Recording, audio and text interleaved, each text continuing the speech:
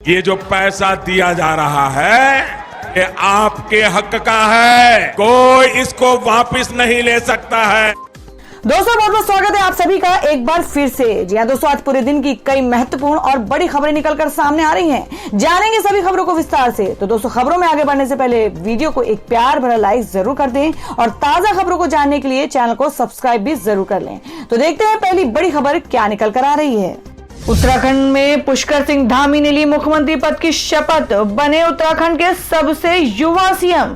जी हम बात करें कि उत्तराखंड विधायक दल के नेता पुष्कर सिंह धामी ने रविवार शाम मुख्यमंत्री पद की शपथ ग्रहण की। पुष्कर सिंह धामी के साथ साथ बिशन सिंह चुफाल, सुबोध उनियाल, अरविंद पांडे, धन सिंह रावत, रेखा आर्य, यशिश्रानंद और गणेश जोशी ने नए राज्य मंत्रिमंडल में मंत्रियों के रूप में शपथ ली। देहरादून के राजभवन में शपथ ग्रहण समारोह में उत्तराखंड के मंत्री सतपाल महाराज, हरक सिंह रावत और अन्य भाजपा नेता शामिल हुए। इस बीच हल्की बारिश ने कार्यक्रम की तैयारियों में थोड़ी से बाधा उत्पन्न की। संवैधानिक बाध्यताओं के चलते पूर्व सीएम तीरथ सिंह रावत के इस्तीफे के बाद विधायक दल की बैठक के बाद पुष्कर सिंह धामी को प्रदेश का नया मुख्यमंत्री चुना गया था। शपथ लेने के बाद बीजेपी विधायक धामी राज्य के सबसे युवा सीएम भी बन गए हैं। आपको बता दें इसके साथ ही 45 वर्षीय पुष्कर सिंह धामी उत्तराखंड के 11वें मुख्यमंत्री भी बन गए हैं। अहम बात यह है कि पिछले 4 महीनों में वे प्रदेश के तीसरे मुख्यमंत्री बनने जा रहे हैं। धामी घाटीमा विधानसभा क्षेत्र से आते हैं। पूर्व मुख्यमंत्री तीरथ सिंह रावत ने अपने पद से इस्तीफा दे दिया था,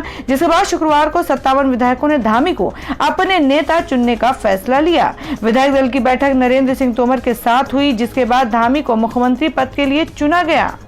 स्वामी रामदेव की याचिका को डीएमए ने सुप्रीम कोर्ट में दी चुनौती, कहा रामदेव को किसी भी कीमत पर राहत ना दी जाए।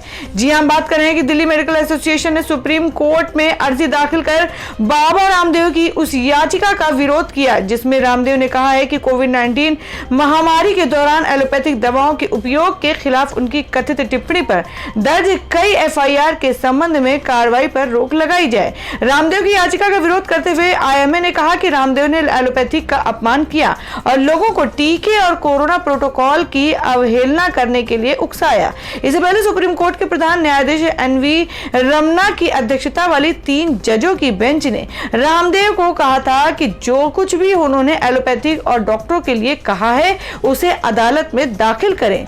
दिल्ली के 15,000 डॉक्टरों के दल वाले आईएमए ने कोर्ट से कहा कि रामदेव ने एलोपैथी का अपमान करके और उसके खिलाफ लोगों के बीच गलत बयानबाजी कर अपनी कोरोनिल दवा को प्रमोट किया और इसे बेचकर पतंजलि ने 1000 करोड़ रुपए कमाए, जबकि इस दवा को चिकित्सा निकाय द्वारा मंजूरी भी नहीं दी गई थी। तो दोस्तों रामदेव के इस विवाद में आप क्या सोचते हैं, इसमें आपकी क्या राय है, आप कमेंट बॉक्स में जरूर बताएं। बढ़ते अगली खबर की ओर। अरविंद केजरीवाल ने कहा कि इस साल भारतीय डॉक्टर को मिलना चाहिए भारत रत्न।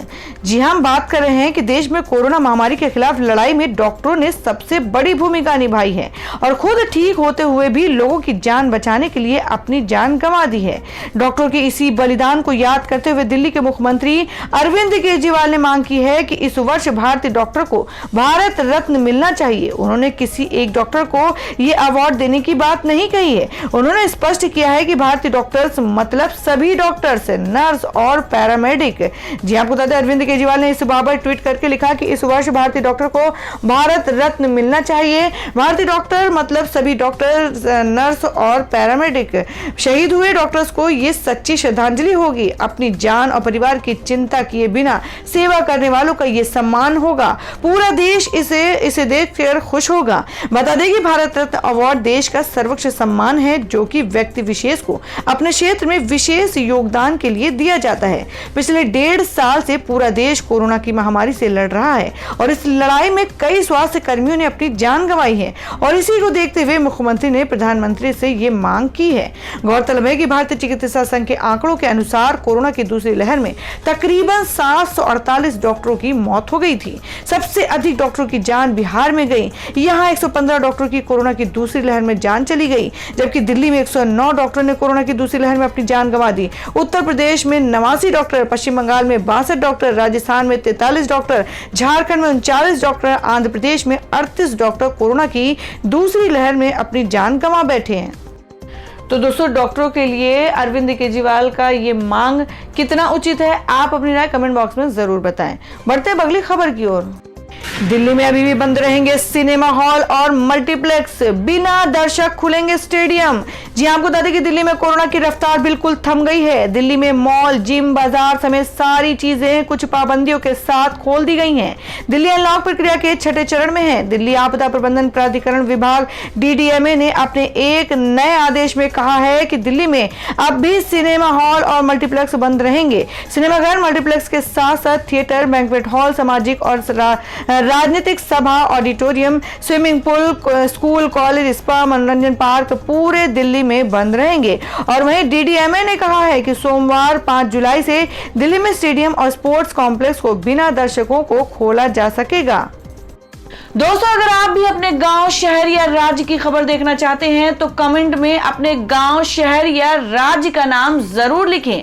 और अगर आपको अभी तक किसी भी सरकारी सुविधा का लाभ नहीं मिला है तो वो भी कमेंट करके जरूर बताएं कि सरकार की कौन सी योजना आप तक नहीं पहुंची है, जिससे कि आपकी बात हमारे चैनल के माध्यम से सरकार तक पहुंच जाए। तो चलिए बढ़ते हैं अगली बड़ी खबर की ओर। शिवसेना के साथ गठबंधन पर बोले देवेंद्र फडणवीस, कहा हम दुश्मन थोड़े हैं। जी हां, आपको बता दें कि महाराष्ट्र के पूर्व सीएम भाजपा नेता देवेंद्र फडणवीस ने फिर से शिवसेना से गठबंधन के सवाल पर कहा है कि दोनों पार्टियों की कोई दुश्मनी नहीं है। रविवार को महाराष्ट्र के नेता प्रतिपक्ष फडणवीस से मुंबई में शिवसेना के साथ गठबंधन की संभावना को लेकर सवाल किया गया था और इस पर फडणवीस ने कहा कि देखिए, राजनीति में कोई अगर मगर नहीं होता है। शिवसेना के साथ कुछ मतभेद तो हो सकते हैं, लेकिन हम दुश्मन नहीं हैं। महाराष्ट्र में सोमवार से 2 दिनी मानसून सत्र शुरू होने जा रहा है और सत्र से पहले पत्रकारों से बातचीत में देवेंद्र फडणवीस ने कहा कि शिवसेना ने हमारे साथ 2019 का विधानसभा चुनाव लड़ा। चुनाव जीतने के बाद उन्होंने राष्ट्रवादी कांग्रेस पार्टी और कांग्रेस से हाथ मिला लिया, जिनके खिलाफ हमने चुनाव लड़ा था। उन्होंने कहा कि भविष्य में शिवसेना से गठबंधन पर स्थिति के हिसाब से सही फैसला लिया जाएगा। फडणवीस ने केंद्रीय जांच एजेंसियों के गलत इस्तेमाल के आरोपों पर कहा कि हाईकोर्ट के आदेश पर महाराष्ट्र में विभिन्न मामलों की जांच कर रही है और उन पर कोई राजनीतिक दबाव नहीं है। ऐसे में इसे राजनीतिक नजर से देखना गलत है। तो दोस्तों, आने वाले समय में महाराष्ट्र में क्या समीकरण बन सकता है, आप अपनी राय कमेंट बॉक्स में जरूर दें। बढ़ते अगली खबर की ओर। यूपी सरकार ने 30 करोड़ पौधे लगाने के लक्ष्य के लिए शुरू की पौधे लगाओ इनाम पाओ प्रतियोगिता। जी हां, आपको बता दें कि उत्तर प्रदेश सरकार वन महोत्सव के अवसर पर प्रदेश में 30 करोड़ पौधे लगाकर नया कीर्तिमान स्थापित करने को तैयार है। मुख्यमंत्री योगी आदित्यनाथ रविवार को एक दिन में 25 करोड़ सैंपल लगाने की पहल करते हुए पौधरोपण कार्यक्रम शुरू किया। वृक्षारोपण अभियान को सफलतापूर्वक संचालित करने के लिए राज्य प्रशासन ने जिला अधिकारियों को दिशा निर्देश जारी किए हैं।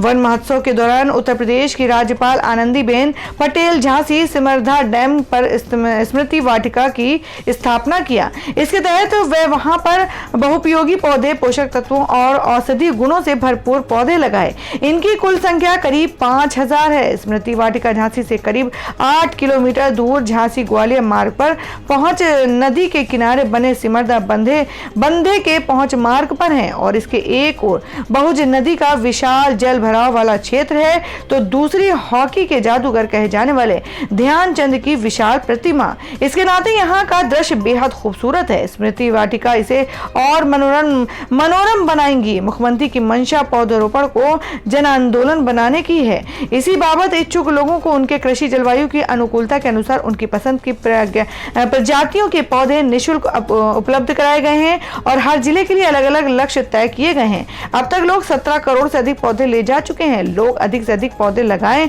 इसके लिए सरकार ने पौधे लगाओ इनाम पाओ के साथ से एक प्रतियोगिता भी शुरू की है। इसके तहत पौधे लगाओ की फोटो वन विभाग के वेबसाइट पर लोड करनी होगी। पौधारोपण वाली खास प्रविष्टियों को सरकार पुरस्कृत भी करेगी। योगी सरकार के कार्यकाल में वन महोत्सव के दौरान अब तक अलग अलग प्रजातियों के 60 करोड़ 24,46,551 पौधे लगाए जा चुके हैं। पर्यावरण दिवस और ऐसे ही अन्य अवसरों पर लगने वाले पौधों की संख्या इसके अतिरिक्त है। इस समय इस साल मिशन 30 करोड़ के इन पौधों की संख्या को जोड़ दें तो ये संख्या 100 करोड़ के करीब होगी। 1.12 करोड़ केंद्रीय कर्मचारियों और पेंशनर्स के लिए मोदी सरकार ने की 5 बड़ी घोषणाएं। जी हां, आपको बता दें कि लंबे इंतजार के बाद देश भर के 1.12 करोड़ केंद्रीय कर्मचारियों को बड़ी खुशखबरी मिलने वाली है। अगले 2 महीने में केंद्रीय कर्मचारियों को बड़ी खुशखबरी मिलने वाली है। 7वें वेतन आयोग के तहत केंद्रीय कर्मचारियों और पेंशन भोगियों के लिए एक बड़ी घोषणाएं होने वाली हैं और इन घोषणा में कर्मचारियों के बकाया महंगाई भत्ते से लेकर अरियर तक की जानकारी शामिल है। उन 5 बड़ी घोषणाओं के बारे में हम आपको बताने जा रहे हैं जिनका ऐलान आने वाले हफ्तों में किया जा सकता है। आपको बता दें कि केंद्रीय कर्मचारियों को जल्द ही खुशखबरी मिलने वाली है और करीब 1.5 साल से कर्मचारियों के महंगाई भत्ते के भुगतान पर रोक लगी हुई है, जिसे लेकर वित्त राज्य मंत्री अनुराग ठाकुर ने राज्यसभा में लिखित भाषण में कहा था कि 1 जुलाई 2021 से कर्मचारियों के महंगाई भत्ते और पेंशनर्स की महंगाई राहत को रिस्टोर कर दिया जाएगा, यानी उन्हें इसका भुगतान मिलने लगेगा। हालांकि अभी इस पर आधिकारिक घोषणा होना बाकी है और वहीं 26 जून को कर्मचारियों के मुद्दे को लेकर नेशनल काउंसिल ऑफ JCM की अहम बैठक के बाद संकेत मिलने लगे कि सरकार सितंबर 2021 में कर्मचारियों के रुके हुए महंगाई भत्ते का भुगतान करेगी। आमिर खान की तलाक पर बोले राम गोपाल वर्मा, कहा शादियां मूर्खता से होती हैं, तलाक को ज्यादा सेलिब्रेट करना चाहिए। जी हम बात कर रहे हैं बॉलीवुड एक्टर आमिर खान और किरण राव के तलाक की खबर सामने आते ही सोशल मीडिया पर दोनों ट्रोल हो रहे हैं। आमिर खान और किरण राव ने शादी के 15 साल बाद एक दूसरे से तलाक लिया है। आमिर और किरण को ट्रोल होता देख अब उनके सपोर्ट में डायरेक्टर राम गोपाल वर्मा आजीवी आए हैं। राम गोपाल वर्मा ने एक के बाद एक कई ट्वीट कर आमिर खान और किरण राव का बचाव किया है। राम गोपाल वर्मा ने कहा कि तलाक को शादी से ज्यादा सेलिब्रेट करना चाहिए। उन्होंने कहा क्योंकि शादियां अज्ञानता और मूर्खता से होती हैं और तलाक ज्ञान के बाद होता है। राम गोपाल वर्मा ने ट्वीट कर कहा कि अगर आमिर खान और किरण राव को एक दूसरे को तलाक देने में कोई समस्या नहीं है तो फिर आपको क्यों है? क्या पूरी दुनिया में किसी और के पास होना चाहिए? ट्रोलर्स इन्हें मुख्यतापूर्ण तरीके से पर्सनली बुरी तरीके से ट्रोल कर रहे हैं, जबकि आमिर और किरण प्रोफेशनल हैं। दिल्ली सरकार का बड़ा फैसला, निजी स्कूलों को फीस में कटौती करने का आदेश। जी हम बात करें कि दिल्ली के प्राइवेट स्कूलों में पढ़ने वाले स्टूडेंट्स के लिए राहत की खबर सामने आई है। जी हां, दिल्ली सरकार ने सभी निजी स्कूलों को शैक्षणिक वर्ष 2020 और 21 में लिए गए फीस में 15% की कटौती करने का आदेश दिया है। सरकार के इस फैसले को आसान शब्दों में समझें तो अगर आपकी महीने की फीस 3000 रुपए रही है तो स्कूल उसमें 15% की कटौती करने के बाद आपसे केवल 2500 रुपए ही ले सकेंगे। और सबसे बड़ी बात यह है कि सरकार की ओर से स्कूलों को यह निर्देश दिया गया है कि यदि स्कूलों ने पेरेंट्स से इससे ज्यादा फीस ली है तो वो फीस उन्हें लौटानी होगी, नहीं तो आगे की फीस में एडजस्ट करना होगा। इस फैसले की जानकारी देते हुए उप मुख्यमंत्री मनीष सिसोदिया ने कहा है कि कोरोना काल में जब सभी पेरेंट्स आर्थिक तंगी से जूझ रहे हैं, उस दौरान फीस में 15% की कटौती उनके लिए बहुत बड़ी राहत होगी। स्कूल मैनेजमेंट पेरेंट्स की आर्थिक तंगी के कारण बकाया फीस का भुगतान न करने के आधार पर स्कूल की किसी भी गतिविधि में विद्यार्थियों को भाग लेने से नहीं रोक सकेगा। तो दोस्तों, क्या दिल्ली सरकार के जैसा फैसला और भी राज्यों को लेना चाहिए? इसमें आप लोगों की क्या राय है? आप अपनी राय कमेंट बॉक्स में जरूर दें। बढ़ते हैं अगली खबर की ओर। और दोस्तों मैं बता दें कि सराफा बाजार में सोने के दाम में 200 रुपए प्रति 10 ग्राम की गिरावट देखने को मिली है। आज सोने का दाम 46,350 रुपए प्रति 10 ग्राम पर रहा है और वहीं चांदी की कीमत में 240 रुपए प्रति किलोग्राम की गिरावट देखने को मिली है। इससे चांदी की कीमत 69,200 रुपए प्रति किलोग्राम पर रही है। और दोस्तों में जान लेते हैं देश और मौसम के ताजा हालात। जी आपको बता दें कि कुछ दिन की सुस्ती के बाद 8 जुलाई से उत्तर भारत के इलाकों में फिर दक्षिण पश्चिम मानसून सक्रिय नजर आएगा। मौसम विभाग के मुताबिक मानसून आगे नहीं बढ़ रहा है और इन इलाकों को 7 जुलाई तक गर्मी से राहत मिलने की उम्मीद नहीं है। इसके बावजूद कि उत्तर प्रदेश और राजस्थान के कुछ भागों में इस दौरान बरसात हुई है। भारतीय मौसम विज्ञान विभाग IMD ने रविवार को कहा कि पश्चिमी उत्तर प्रदेश, पंजाब और पश्चिमी राजस्थान को अभी दक्षिण पश्चिम मानसून का इंतजार करना पड़ेगा। मानसून के आगे बढ़ने के लिए अनुकूल माहौल नहीं बन रहा है। IMD ने जुलाई के लिए मौसम के पूर्वानुमान में इस महीने झमाझम बरसात की संभावना जताई है। हालांकि इस दौरान उत्तर भारत के कुछ हिस्सों, दक्षिण प्रायद्वीप के कुछ भाग, मध्य पूर्वी और पूर्वोत्तर भारत में सामान्य और उससे कम बारिश हो सकती है। तो दोस्तों ये थी अब तक की सभी बड़ी खबरों की अपडेट्स। टुडे ब्रेकिंग न्यूज और लेटेस्ट खबरों को देखने के लिए हमारे चैनल को सब्सक्राइब जरूर कर लें, वीडियो को लाइक और शेयर भी जरूर कर दें अपने दोस्तों और रिलेटिव्स के साथ। तो दोस्तों फिर मिलेंगे काम की खबरों और सरकारी योजनाओं की एक और नई वीडियो के साथ। तब तक के लिए धन्यवाद दोस्तों।